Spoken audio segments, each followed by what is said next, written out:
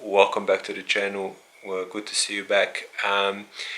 This video is going to be on the Galfer Standard Wave Rotors, floating wave rotors. And before we kick off the video, I just want to say I hope that you guys are all staying healthy, staying inside and limiting your time outside just until this horrible COVID-19 virus passes. The sooner we beat this virus, the sooner we can get back to doing what we love, which is hitting the racetracks with our bikes. So I hope everybody's safe, I hope everybody's healthy, and let's get back to the video. As you can see here on my GSXR, I've just recently installed a set of the Galfer Standard floating wave rotors, and these are the rotors that Galfer has been making for a very long time, and they've been such a successful product for them. And there's a good reason for it. They're very good in performance, obviously. So I thought I'd give you an unboxing video and maybe some tips on how or what should be considered when installing a set, and just talk about a little bit about them. So here we go. Alright, now this is basically the type of packaging that the rotors normally come in. These are the exact same boxes that my other rotors came in, as you can see. Now these rotors here are specifically, I believe, for a Triumph Speed Triple 1050, I think, 1090, whatever they are.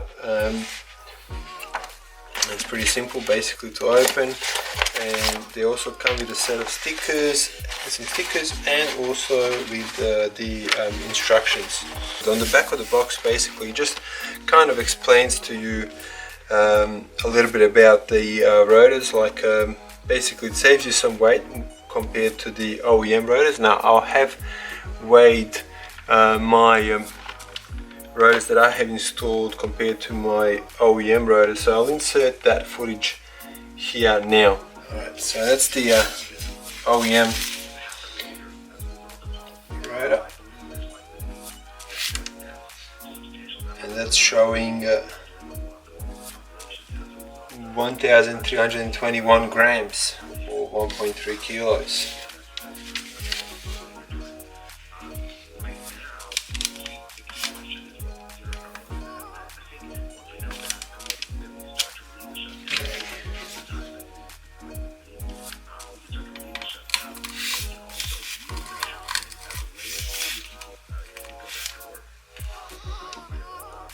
So this one is showing 1,135 grams or 1.1 kilos, so almost 200 grams lighter per rotor. Okay, so now you've noticed that basically in that footage you see that you have about 200 gram saving with this set of rotors, which is the Galfer Standard Wave floating rotors. The next thing is basically it gives you more braking power, it has better heat dissipation, it has lower working temperatures, less tendency to warp, excellent resistance to corrosion, stainless steel high carbon content.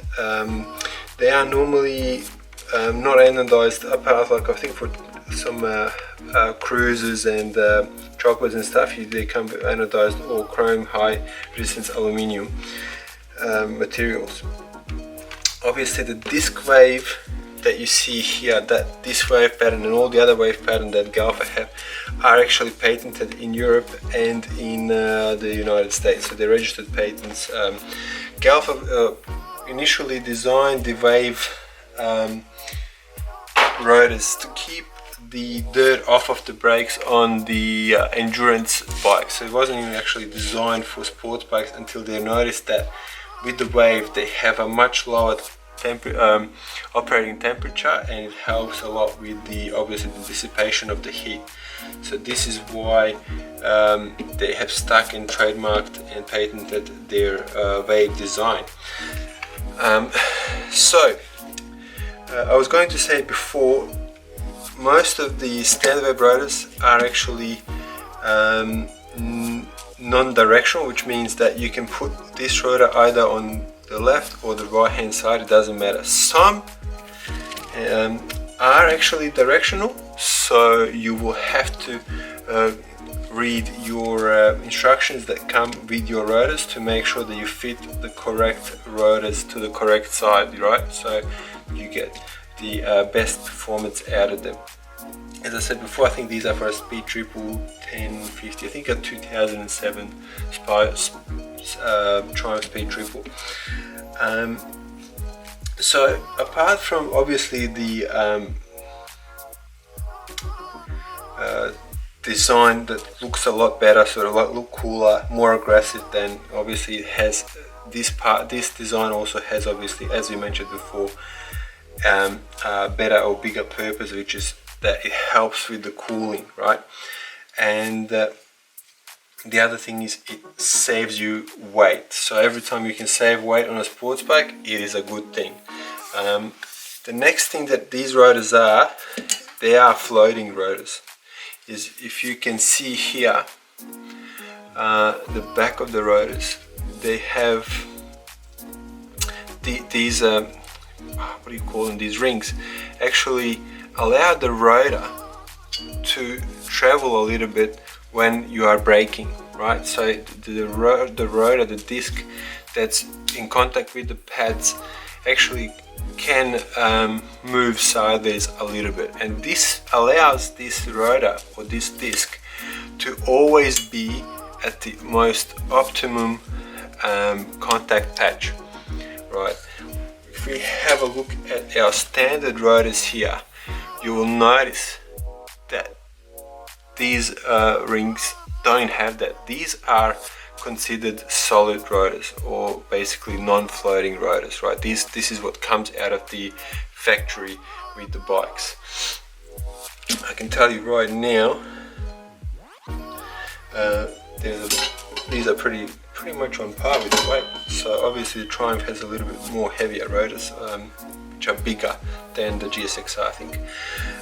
So yes, so the floating basically helps the contact patch to be always at almost 100%. Sort of, there's not going to be any sort of angles that are different to the brake pads, so it will be always kind of flat together. And this again helps further with the braking performance of these types of brakes. So this is why you should always also consider maybe upgrading even on your road bike.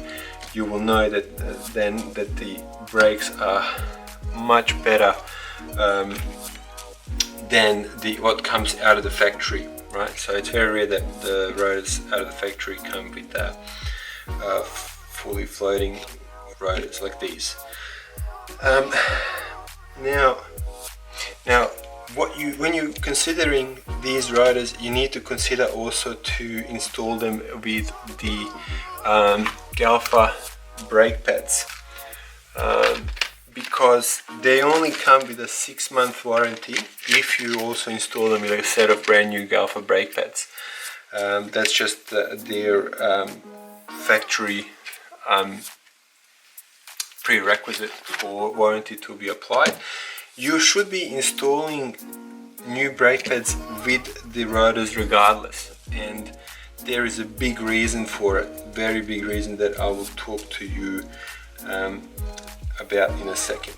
Alright, so as we mentioned just before, that's the rotors that are installed on the GSXR, and I'm not sure if you can see it on here. But you can see here that that's how the rotors are actually aligned. That's how they're meant to be aligned. They're not meant to be sort of in sync.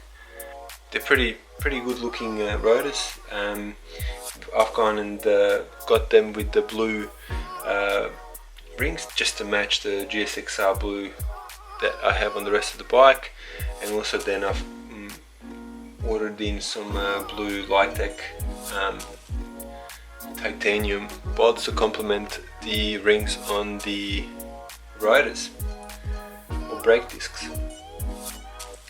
Clearly, as you can see here, the discs are fresh, right, brand new, and what needs to happen now is, as they sit on the bike now, they are not actually ready for 100% flat out going down the straight at Phillip Island and then hitting the brakes.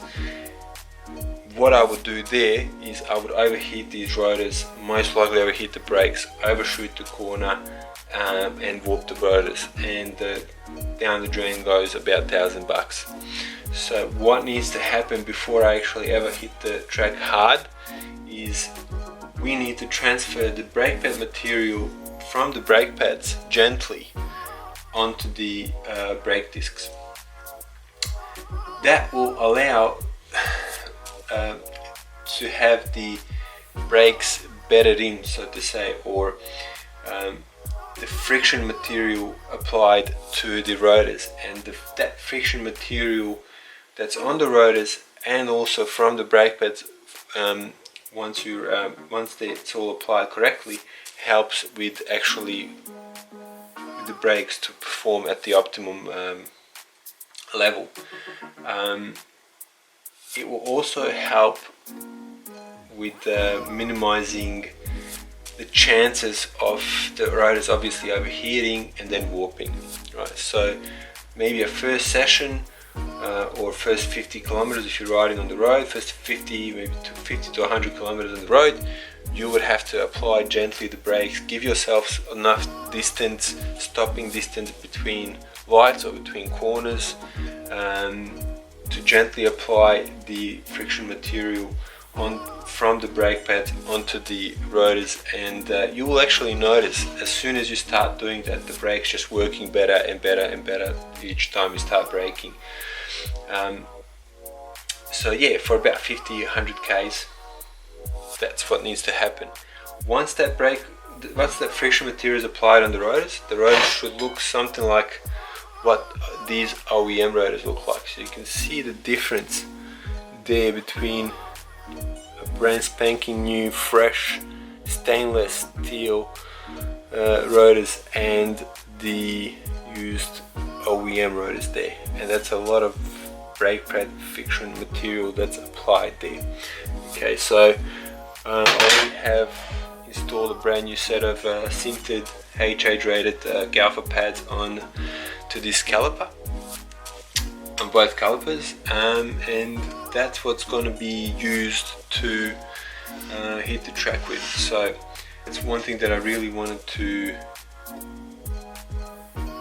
say in this video, to make sure that people understand that when you install these rotors, you need to run them in just like everything else that's sort of new.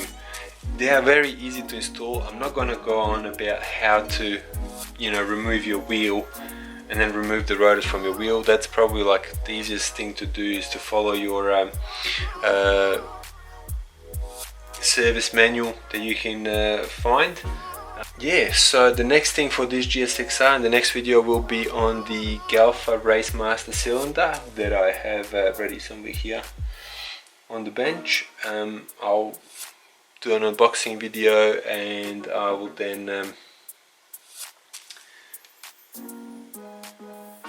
maybe, like, I don't know, boxing video, maybe an installation video.